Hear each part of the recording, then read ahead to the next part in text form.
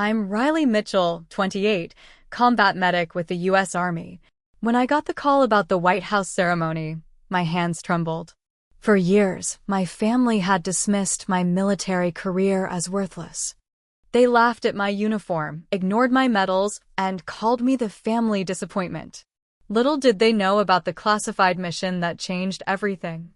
They were about to learn the truth from the most powerful man in the world. Before I tell you how the President of the United States changed everything, let me know where you're watching from and hit that subscribe button. My story might just change how you see the people in uniform around you. I grew up in a pristine colonial house in suburban Boston, where success was measured in academic achievements and prestigious degrees. My father, Dr. William Mitchell, was the Dean of Economics at a renowned university.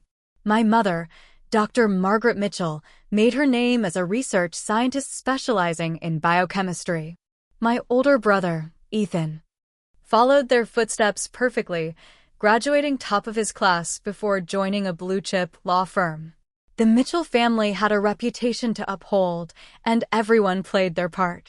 Everyone except me. From my earliest memories, I was expected to pursue medicine at an Ivy League university. My parents had it all mapped out. They enrolled me in science camps every summer, hired tutors to ensure perfect grades, and introduced me to their colleagues' children who were already on the right path. My bedroom walls were covered not with posters of celebrities, but with human anatomy charts and periodic tables. But something else captured my imagination when I was 9 years old. My grandfather, my dad's father, had served as a combat medic in World War II. While my parents rarely spoke about his service, preferring to highlight his later career as a hospital administrator, I was fascinated by the few stories he shared when we were alone. I wasn't saving the world in some fancy research lab, Riley, he'd tell me, his eyes distant with memories. I was saving it one soldier at a time, right there in the mud and blood. He showed me his medic badge once, explaining how he treated wounded men under fire in France. That badge meant more to me than all the academic trophies in our family's display cabinet. In high school, I was good but not stellar academically. I maintained a solid B+ average while excelling in athletics, particularly track and swimming. My guidance counselor said I could aim for good schools, maybe not Harvard or Yale, but respectable institutions with strong pre-med programs. My parents, however, couldn't hide their disappointment at my SAT scores. Your brother had perfect scores, my mother reminded me constantly. He had his pick of schools. When college application season arrived, I dutifully applied to my parents' chosen schools. The rejection letters came one by one. I was waitlisted at 2 and accepted at 3 less prestigious universities. My parents' disappointment was palpable. "We'll make it work," my father said with a sigh that conveyed exactly how much of a failure he considered me. "State school for undergrad. Then maybe you can transfer somewhere better." That spring, a military recruiter visited our high school. While my classmates ignored the Army table, I found myself drawn to it. The recruiter, a woman named Sergeant Amanda Wallace, spoke about serving with purpose, about medical roles in the military, about becoming part of something bigger than yourself. For the first time, I saw a path that called to me. At 19, after one miserable semester at the state university my parents had reluctantly accepted, I made my decision. I enlisted in the United States Army with a specialty track for combat medicine. When I told my family over dinner, the reaction was worse than I'd imagined.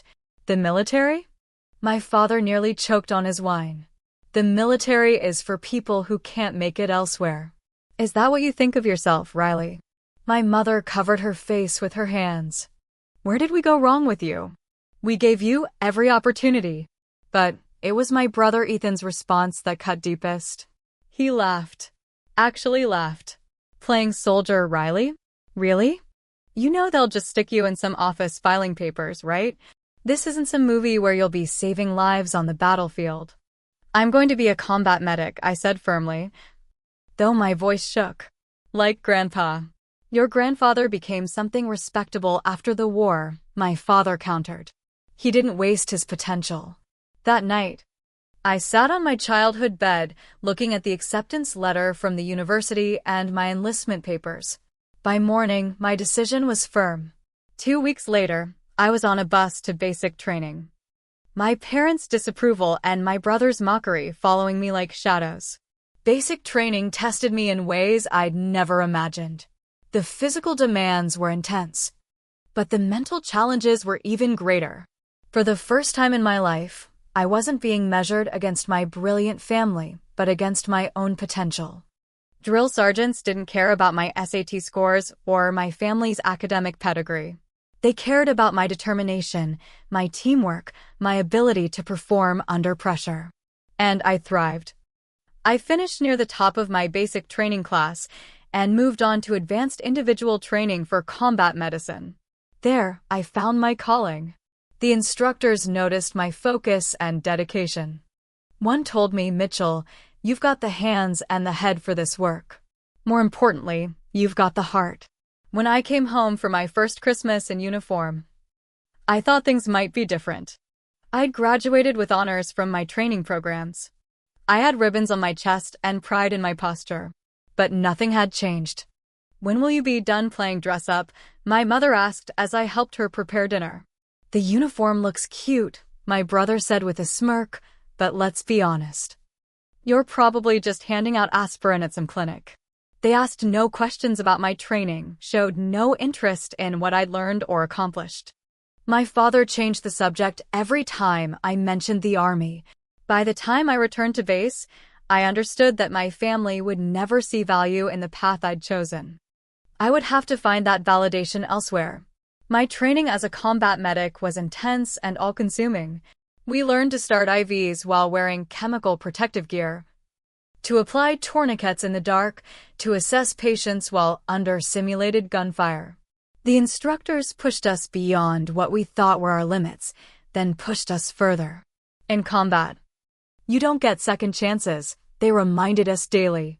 Your training has to be perfect because the battlefield doesn't allow for mistakes. I discovered I had natural abilities that surprised even me. My hands remained steady during high-stress scenarios. I could memorize protocols quickly and apply them under pressure. My shooting qualified as expert level, and my physical fitness scores ranked among the top in my unit. For the first time in my life, I wasn't living in anyone's shadow. I was carving my own path. Upon completing my medical training, I was assigned to the 10th Mountain Division and soon received orders for Afghanistan. Before deployment, I called my parents, hoping they might show some concern or support. "Afghanistan," my mother said, her voice flat. "I suppose that was inevitable with your career choice. Just keep your head down." My father added, "No heroics. There was no 'be safe' or 'we're proud of you.' No care packages followed me overseas. No supportive letters arrived while my fellow soldiers received mail from home.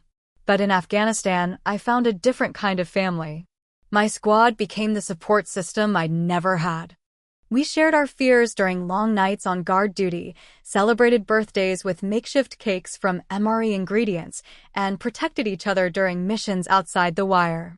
Sergeant Lisa Jackson, our squad leader, became the mentor I'd always craved, tough but fair, demanding excellence while acknowledging achievement. 3 months into my deployment, our convoy hit an improvised explosive device. The blast flipped the lead vehicle, seriously wounding 2 soldiers inside. Without hesitation, I ran to the smoking wreckage. My medical bag clutched against my chest. Enemy fire crackled around us as I dragged Staff Sergeant Ryan Cooper from the vehicle and began treatment. His femoral artery was severed, blood pulsing onto the dusty road. "Stay with me, Cooper," I urged as I applied a combat tourniquet and started N4 under fire. The medevac helicopter arrived 14 minutes later, 14 minutes during which I kept him alive through manual pressure, fluids, and sheer determination. Captain Michael Williams witnessed my actions that day. "Mitchell, you have ice in your veins," he told me afterward. "Cooper would be dead if not for you." Word of the incident traveled up the chain of command. I received an Army Commendation Medal with the Device for Valor. When I called home to share the news, my mother responded, "That's nice. Dear, did you hear Ethan made junior partner at his firm?" As months passed, I grew into my role. I treated everything from battle wounds to common illnesses, earning respect from infantry soldiers who typically viewed support personnel with skepticism. I was promoted to sergeant ahead of schedule based on my performance. My commanding officer noted in my evaluation that I displayed exceptional medical skills under combat conditions and leadership beyond her years. During my 18-month deployment, I saved 11 lives in direct combat situations. Each time I stabilized a wounded soldier long enough for evacuation. I felt a purpose so clear and powerful that my family's disapproval seemed increasingly irrelevant. When my brother Ethan graduated from law school during my deployment, my parents threw an elaborate party. They flew me home on leave for the occasion, seemingly more to maintain appearances than from any desire to see me. The contrast between my daily reality and their privileged bubble struck me immediately. At the party, I stood awkwardly in a corner as relatives and family friends fawned over Ethan. My dress uniform drew curious glances but few questions. When my uncle finally asked about my service, my father quickly interrupted. "Riley's doing fine with her Army experience," he said dismissively. "But today is about Ethan's achievement. Did you know he graduated third in his class?" Later that evening, my mother noticed the ribbons on my uniform. "What are those colorful things for?" she asked, as if they were costume jewelry rather than symbols of service and sacrifice. "This one is for combat medical service," I explained. "This is my Commendation Medal with Valor Device for." "Fascinating," she interrupted, clearly uninterested. "Have you met Cousin Allison? She just finished her residency at Johns Hopkins. Now that's a proper medical career." I returned to my unit the next day, the emotional distance between my family and me growing wider than the physical miles. My second deployment loomed on the horizon, this time to a particularly volatile region. Intelligence reports suggested heavy enemy activity, and our pre-deployment briefings were sobering. The night before departing, I made one last attempt to connect with my family. I called home, hoping for some word of encouragement. "We're about to deploy to a pretty dangerous area," I said carefully. "I just wanted to talk before we ship out." "Try not to play hero over there," my father replied. "The real heroes are the ones who come home and do something meaningful with their lives." "I should go," I said, fighting back tears. "We have an early start tomorrow. Email when you can." My mother said perfunctorily, "Oh, and your brother's engagement party is next month. We'll send pictures." As I hung up, I realized I was truly on my own. Whatever validation or recognition I sought would never come from the Mitchell family. That night, I wrote a letter to myself, to be opened if I didn't make it back. "You chose a path with purpose." I wrote, "Whatever happens, remember that your worth isn't measured by their understanding." 6 months into my second deployment, I was unexpectedly transferred to a Special Operations Medical Support Team. My commanding officer had recommended me based on my performance in several high-pressure situations. The selection process was rigorous, physical tests that pushed me to my limits, medical scenarios that required split-second decisions, psychological evaluations to ensure I could handle the stress of classified operations. "This isn't standard combat medicine, Sergeant Mitchell," Lieutenant Colonel James Davis explained during my briefing. "You'll be operating with small teams in high-risk environments with minimal support. The missions are classified, and the margin for error is 0. My training with the Special Operations Team was unlike anything I'd experienced before. We practiced medical procedures while sleep-deprived, performed surgeries in simulated moving vehicles, and learned advanced techniques not taught in standard combat medicine courses. The elite operators I trained alongside were consummate professionals who valued competence over gender or background. For the first time, I felt completely judged on my abilities alone. On April 15th, our team received intelligence about American hostages being held in a remote mountain compound. 3 aid workers had been captured 2 weeks earlier, and intelligence suggested they would be moved within 48 hours, likely to be executed on camera. Our 12-person team, including myself as the only medic, was tasked with their extraction. The mission briefing was tense. Satellite imagery showed a heavily guarded compound in mountainous terrain.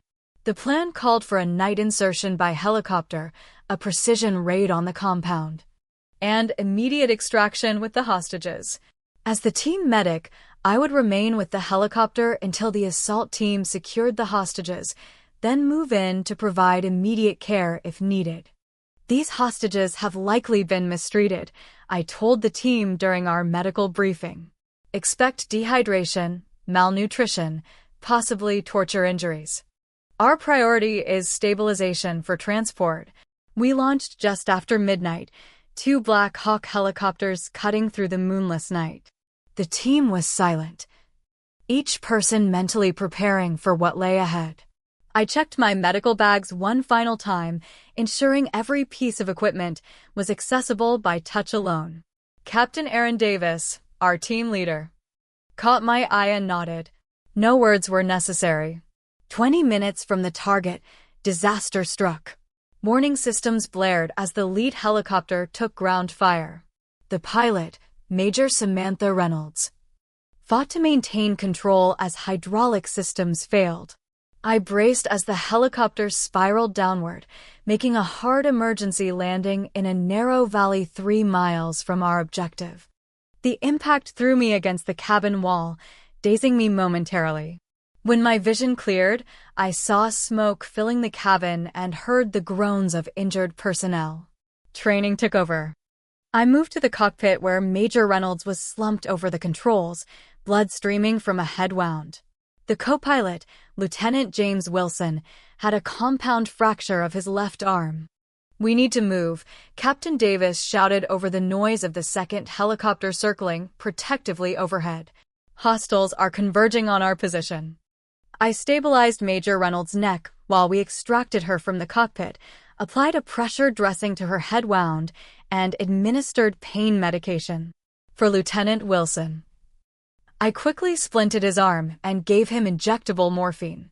As gunfire erupted around us, I helped drag both pilots to defensive positions behind nearby rocks. "Second helo can't land," Davis reported. "Too much enemy fire. We're on our own until they can clear an LZ." Within minutes, we were surrounded. Our team of 12, 2 seriously injured, faced an estimated 30 hostile fighters. I divided my attention between returning fire and monitoring the injured pilots. When Specialist Thomas Rivera took a bullet to his thigh, I crawled through the firefight to reach him.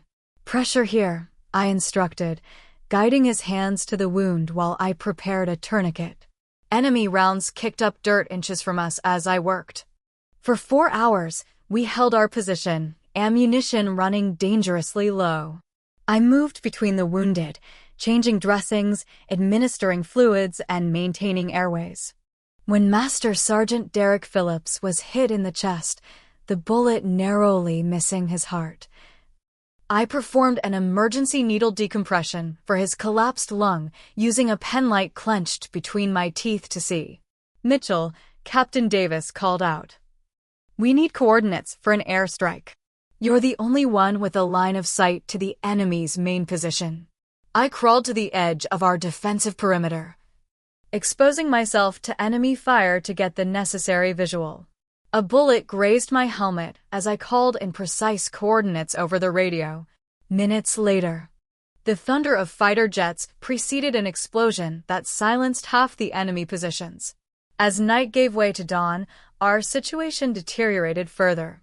Major Reynolds' condition was worsening, and we had 3 more wounded team members. When enemy fighters flanked our position, a grenade exploded near me, sending shrapnel into my left leg. The pain was immediate and intense, but there was no time to address it. Sergeant Kyle Bennett was critically wounded in the same blast. Despite my injury, I dragged him 20 yards to better cover. Applied a chest seal to his sucking wound, and started in 4 while using my body to shield him from incoming fire.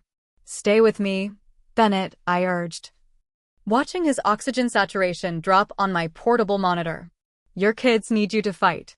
By noon, enemy reinforcements had arrived. Captain Davis made the difficult decision to split our team. "Mitchell, you take the 4 most wounded and head east toward that ridgeline. The rest of us will create a diversion. 2nd Helo will extract you there." I organized the evacuation, creating improvised stretchers for Major Reynolds and Sergeant Bennett. My leg throbbed with every step as I led our small group through rugged terrain, constantly checking the wounded. We traveled through the night, evading enemy patrols, my medical supplies dwindling with each treatment. 48 hours after the crash, we reached the extraction point. The relief I felt seeing the helicopter approach was indescribable.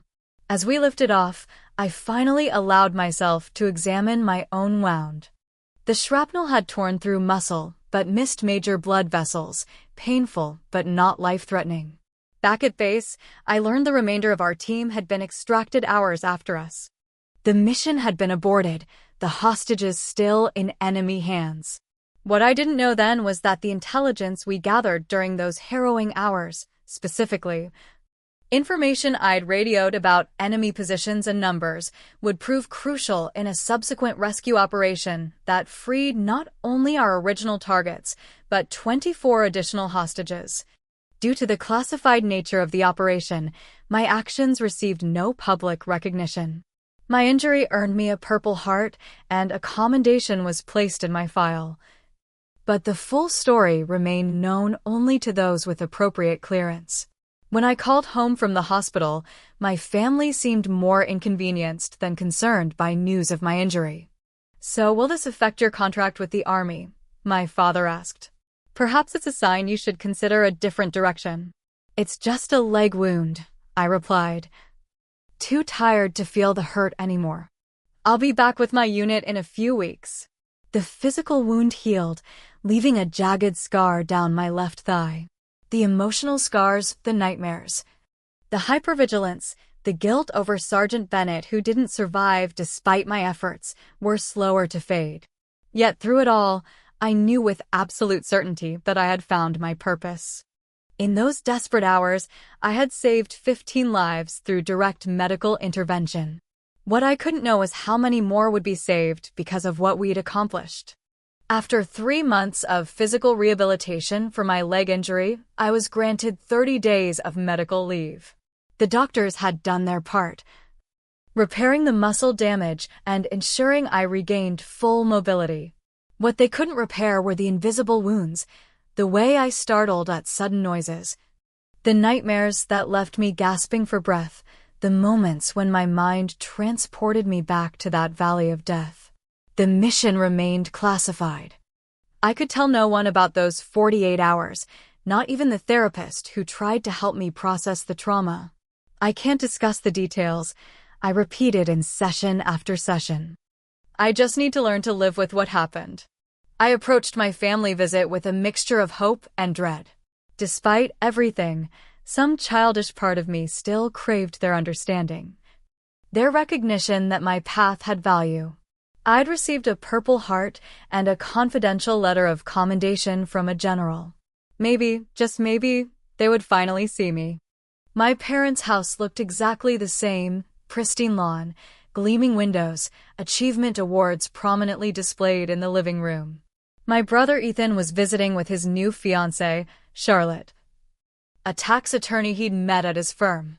My mother had organized a dinner to celebrate their engagement, apparently forgetting I was arriving the same day.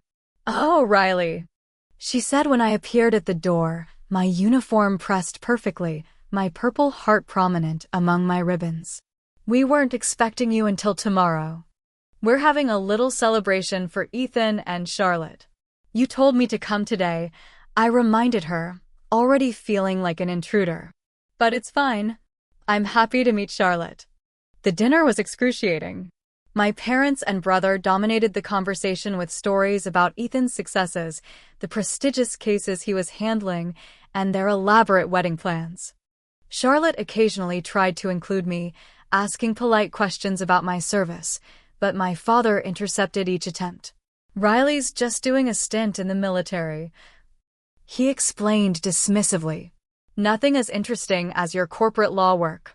When Charlotte noticed my purple heart and asked about it, my mother actually rolled her eyes. "She got a minor injury during some training exercise," she said. "The military gives out medals for everything these days." "It wasn't a training exercise," I corrected, my voice tight. "And the Purple Heart is specifically for wounds received in combat against enemy forces." "Combat," my brother scoffed. "Come on, Riley. You're a glorified nurse. You probably tripped over a tent stake or something." Something inside me snapped. Years of dismissal, of having my service devalued, of being treated as less than, it all boiled to the surface. "I was wounded by enemy fire while treating injured soldiers," I said quietly, dangerously. "I spent 48 hours evading enemy combatants while keeping 4 critically wounded teammates alive. One of them died in my arms despite everything I did." The table fell silent. My father cleared his throat uncomfortably. "Well, if you had gone to medical school like we wanted," he said finally, "you could be saving lives in a proper hospital instead of playing war hero." "Playing?" The word hung in the air. "You think I'm playing?" "What your father means," my mother interjected, "is that there are more respectable ways to practice medicine. Your cousin Allison is a wonderful doctor," I finished. "Yes, I know. You've mentioned her accomplishments approximately 47 times since I joined the Army." Ethan smirked. "Someone's sensitive. Look, we all know you enlisted because you couldn't hack it academically. There's no shame in admitting that." I stood up slowly, my hands flat on the table to hide their trembling. "In the past 5 years, I've saved more lives than I can count. I've performed emergency procedures under enemy fire that most hospital doctors will never attempt in their careers. I've earned the respect of some of the most elite soldiers in our military. And not once, have any of you asked me about what I actually do." My mother had the grace to look uncomfortable. "We just worry that you're wasting your potential." "Do you even tell your friends what I do?" I asked suddenly. "Do you mention to your university colleagues that your daughter serves in the Army? Or am I such a disappointment that you pretend I don't exist?" The flicker in my father's eyes told me everything. "The military is a perfectly respectable temporary career," he said stiffly. "We just always expected more from you." "Expected more?" I laughed bitterly. "I've been shot at, blown up, and operated on dying men with nothing but basic supplies and my training. I've held soldiers' hands as they took their last breaths. I've written letters to parents explaining how brave their children were in their final moments. What exactly were you expecting from me that would be more than that?"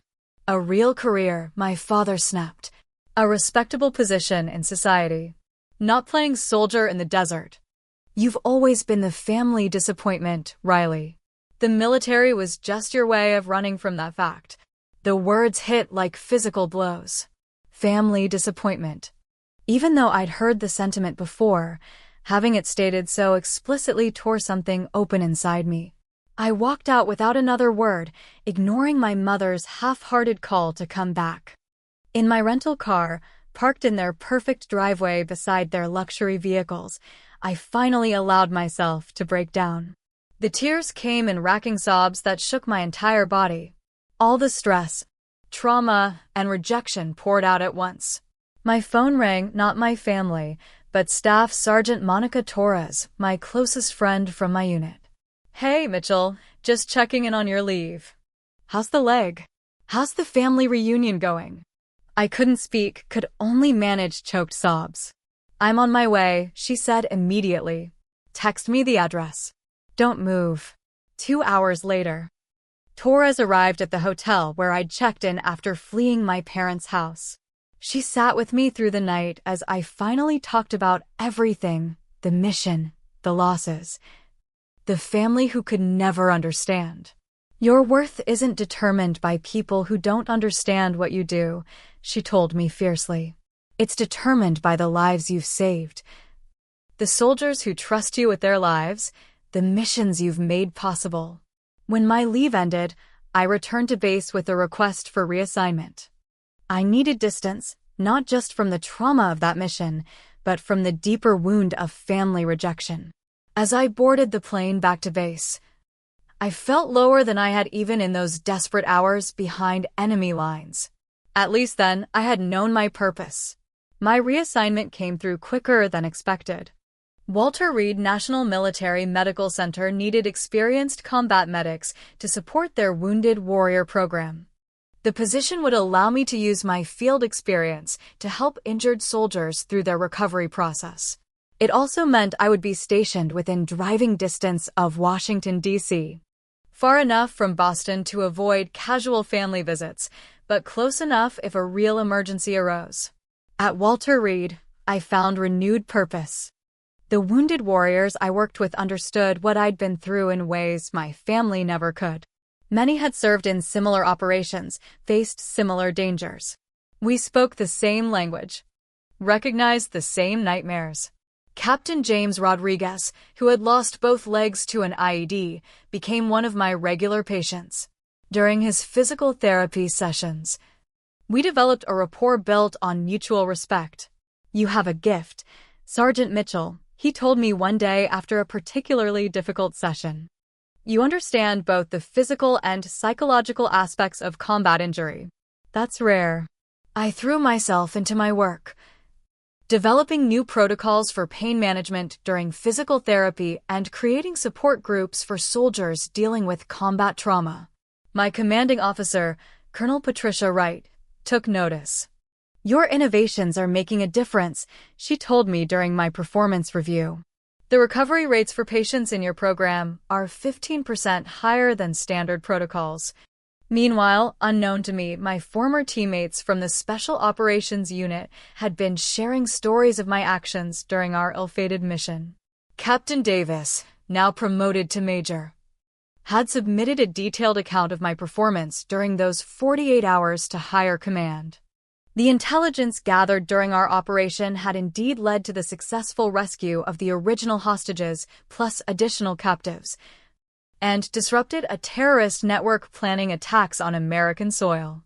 6 months after my transfer to Walter Reed, I received a cryptic call from the Pentagon. "Sergeant Mitchell," said a formal voice I didn't recognize, "please report to the office of the Secretary of the Army at 0900 tomorrow. Dress uniform required." My stomach nodded. Such summons rarely meant good news. Had something in my confidential records been questioned?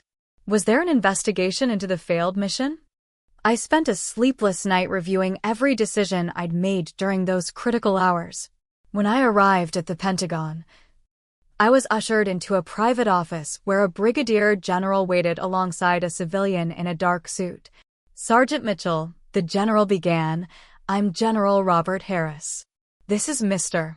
Andrew Collins from the White House Military Office." My confusion must have shown on my face. "Sergeant," Mr. Collins said, "the actions you took during Operation Silent Retrieval have been reviewed at the highest levels. Due to the classified nature of the operation, proper recognition was delayed. That oversight is being corrected." General Harris slid a folder across the desk.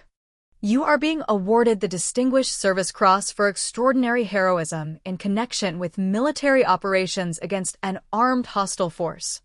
The President himself will present the medal in a ceremony next week."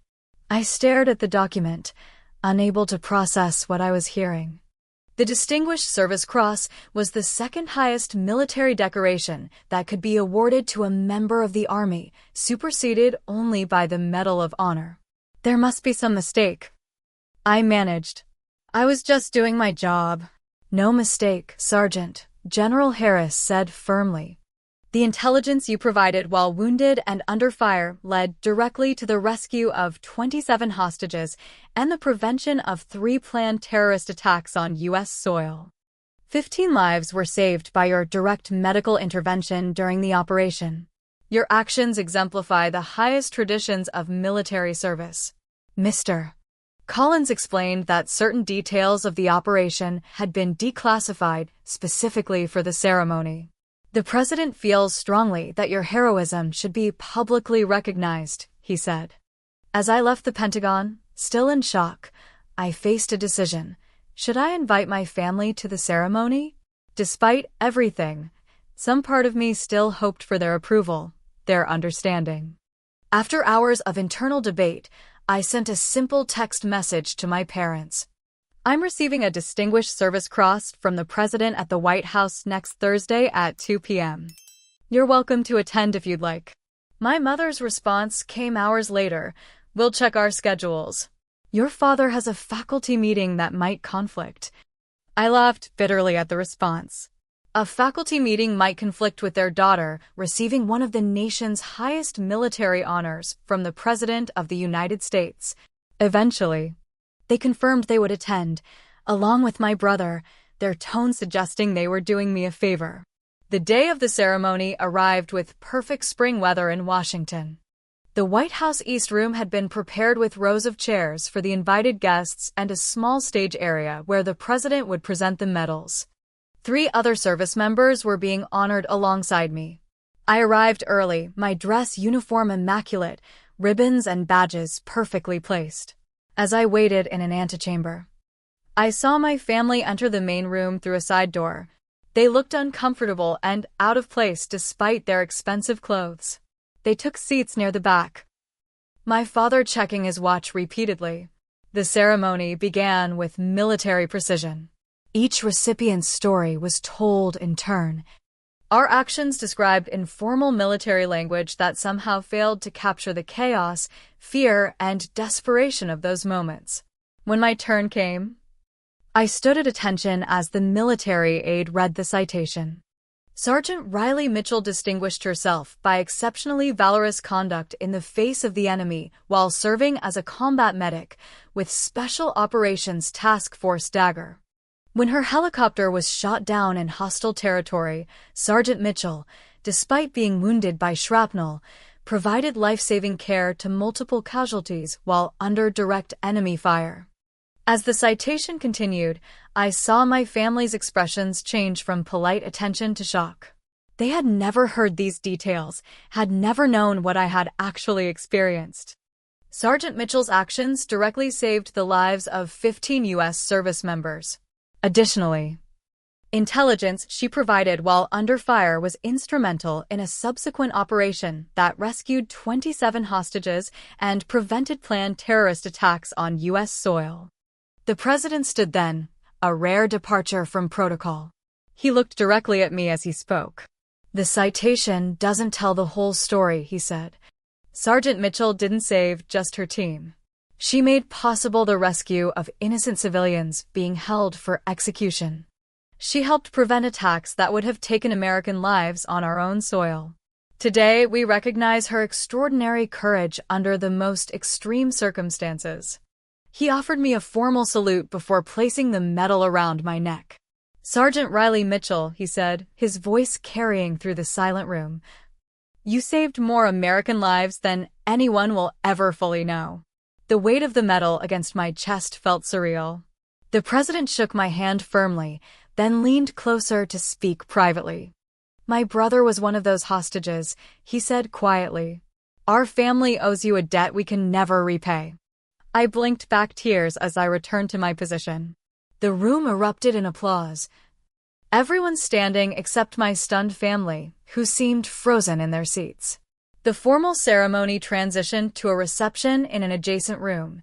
Military officials, politicians, and family members of the honorees mingled over refreshments. I found myself surrounded by high-ranking officers offering congratulations and thanks.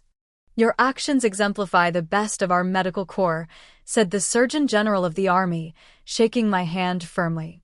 A group of civilians approached, introduced by a State Department official. Sergeant Mitchell, these are some of the aid workers you helped rescue, she explained quietly. A woman with kind eyes embraced me tightly. They told us what you did, she whispered. how you provided the intelligence that made our rescue possible. I have a 5-year-old daughter who still has her mother because of you." Camera flashes popped around us as media documented the moment. The public affairs officer had warned me the ceremony would receive press coverage, though certain operational details would remain redacted from public accounts. Through the crowd, I spotted my family standing awkwardly near the wall, looking unsure of themselves for the first time in my memory. My father's usual confident posture was diminished, my mother's social smile replaced by an expression of confusion. My brother Ethan stared at me as if seeing me for the first time. They approached hesitantly, clearly intimidated by the military and government officials surrounding me. "Riley," my father began, his voice lacking its usual authoritative tone. "That was quite a ceremony." "Thank you for coming," I replied formally, maintaining the emotional distance that now felt necessary for self-preservation. "We had no idea," my mother said, her voice small, "about any of this." "You never asked," I responded simply. My brother cleared his throat. "Those things they said you did, that was real?" "All of it." Before I could answer, Major Davis, my former team leader, appeared at my side. "Mitchell was the best combat medic I've ever worked with," he said, not bothering to introduce himself. When we were surrounded and taking fire from 3 directions, she crawled across open ground to treat a wounded soldier. Shrapnel in her own leg, and she still dragged him 20 yards to cover. My family stared, speechless. "I should check on Captain Rodriguez," I said, seeking escape from their uncomfortable scrutiny. "He's one of my patients from Walter Reed." "Of course," my father said, his usual dismissive tone noticeably absent. As I turned to leave, General Harris intercepted me, putting a fatherly hand on my shoulder. "Mitchell, I wanted to introduce you to the Joint Chiefs Chairman. He's heard about your innovative work with wounded warriors at Reed." I caught a glimpse of my family watching this interaction, their expressions a mixture of shock and dawning realization. Throughout the reception, similar scenes played out. Senior military leaders sought me out for conversations. Fellow soldiers treated me with obvious respect. Medical directors discussed my treatment protocols. Each interaction further demolished my family's perception of my military service as something less than significant. Later, as the event wound down, I found myself momentarily alone when my brother approached. "Riley, I owe you an apology," he said, uncharacteristic humility in his voice. "I've been arrogant and dismissive about your service. I had no idea what you've really been doing."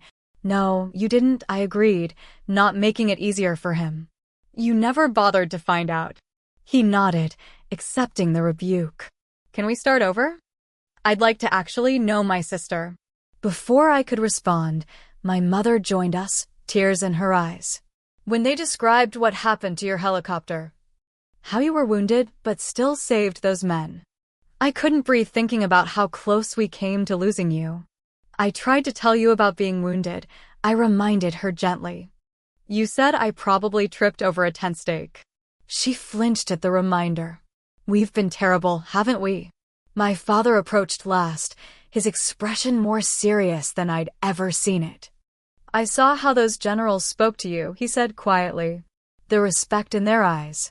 "I've been in academia for 40 years and never earned the kind of respect you have from these people." I maintained my composure, unwilling to break down here.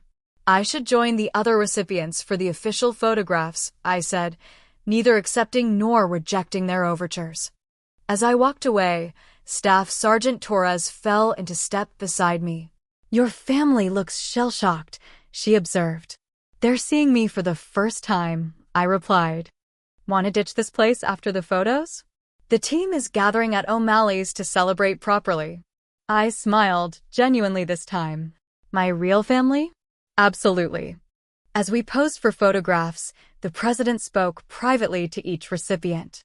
When he reached me, he asked, "Those people who looked uncomfortable, are they your family?" "Yes, Mr. President." "They're seeing you clearly today," he said perceptively. Sometimes people need someone else to point out the extraordinary person standing right in front of them. After the reception, I changed into civilian clothes and joined my fellow soldiers at a local bar where the celebration continued without cameras or formality. Stories were shared, some solemn, some hilarious. No one needed to explain the significance of what we'd experienced. Everyone at the table understood. My phone buzzed repeatedly with messages from my family, but I set it aside. There would be time for that conversation later. Tonight belonged to the people who had recognized my worth long before a presidential ceremony. The next morning, I read a news article about the ceremony. There was a photo of my family watching as I received the medal, their faces masks of astonishment. The caption read, "Family of DSC recipient Sergeant Riley Mitchell witnesses recognition of her heroism." They were spectators to my story, no longer its authors. 6 months after the White House ceremony, I settled into my new role as an instructor at the Army Medical Department Center, training the next generation of combat medics. My experiences, both the classified operation and my innovative work at Walter Reed, had led to this position where I could shape the future of military medicine. The Distinguished Service Cross had changed many things in my professional life: accelerated promotions, new responsibilities, invitations to speak at medical conferences. But the most profound changes had occurred in my personal life, particularly with my family. 3 weeks after the ceremony, my father had appeared unannounced at my apartment in San Antonio. Standing awkwardly at my door in casual clothes, something I'd rarely seen him wear, he asked if I would show him around the base where I worked. "I'd like to understand what you do," he said simply.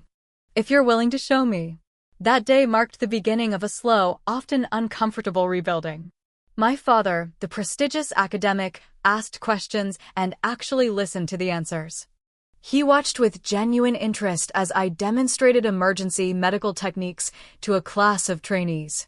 When a senior officer greeted me with obvious respect, I saw pride rather than dismissal in my father's eyes.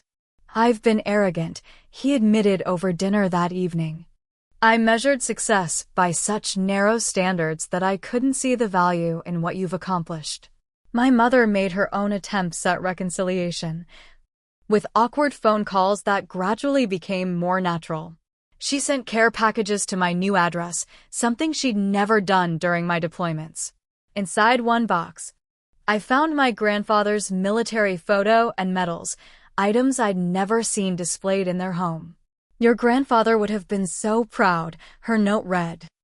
I should have made that connection sooner. My brother Ethan made perhaps the most surprising change. He began volunteering with a veterans legal aid program, offering pro bono services to help former service members navigate benefits and disability claims. During one of our now regular phone calls, he explained, "I wanted to understand your world better. These veterans have opened my eyes to what service really means." 3 months after the ceremony, I agreed to attend a family therapy session during a visit home.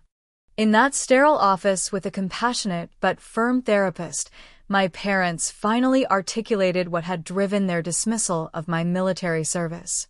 "I was terrified from the moment you enlisted," my mother confessed, tears streaming down her face. "Every news report about casualties in Afghanistan felt like a knife in my heart. It was easier to pretend your job wasn't dangerous than to face that fear every day." My father, always more stoic, struggled to express his emotions. When my father came back from World War II, he was changed, he finally said. The things he saw as a medic haunted him. "I grew up watching that pain. When you chose the same path, all I could think was that I'd failed to protect you from that suffering." "You couldn't have protected me," I said gently, "but you could have supported me." The therapist helped us navigate years of miscommunication and hurt, establishing healthier patterns for moving forward. We would never have the easy closeness some families enjoyed, but we were learning to respect our differences and find common ground.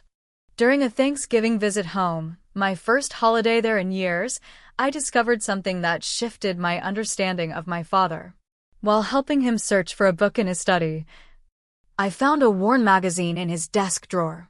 It was a military recruitment brochure from the 1970s, with notes in my father's handwriting. "Did you consider enlisting?"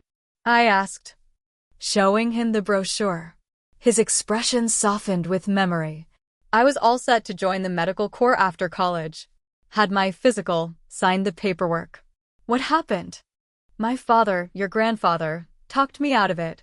He said he'd seen enough Mitchell men come home damaged by war. He wanted different for me. He looked at me with new understanding.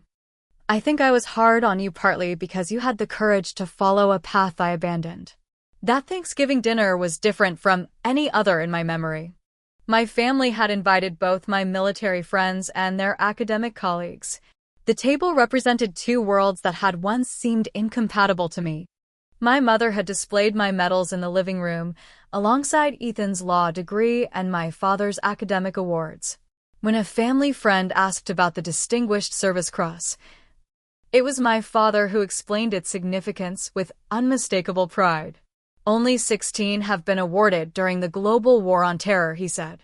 Riley's actions saved dozens of American lives. After dinner, my mother showed me something she'd done in private.